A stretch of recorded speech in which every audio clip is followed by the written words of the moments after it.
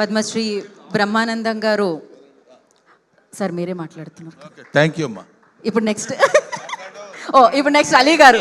ఈ స్క్రిప్ట్ నా చేతుల్లో లేదు, బ్రహ్మానందం గారి చేతిలో ఉంది. అలీ గారు మీరే మాట్లాడాలి ఇప్పుడు, ఆయన కోరిక మీరు. మైకి తీసుకెళ్ళి ఆయన చేతిలో పెడుతుంటే ఆయన ఒక్కొక్కరి చేతిలో పెడతాడు తీసుకొచ్చి. అందరికీ నమస్కారం అండి.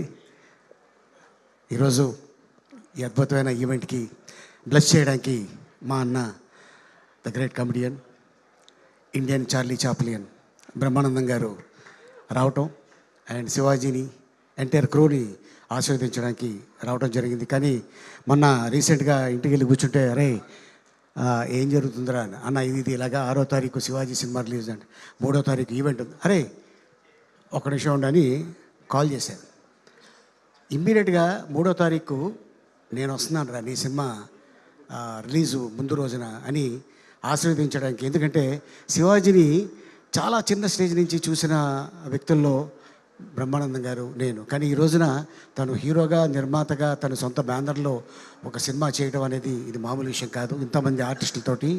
అండ్ అలాగే డైరెక్టర్ సుధీర్ గారికి, అలాగే నిర్మాతలకి, దీంట్లో యాక్ట్ చేసిన నటీనటులకి, అలాగే మొత్తం ఎంటైర్ క్రూకి ఆల్ ది బెస్ట్. అండ్ 6వ తారీఖున ఇది పెద్ద హిట్ చేసి మా శివాజీని పెద్ద నిర్మాత చేస్తారని ఆశిస్తున్నాను. Thank you so much. Thank you Ali గారు, థ్యాంక్ యూ సో మచ్.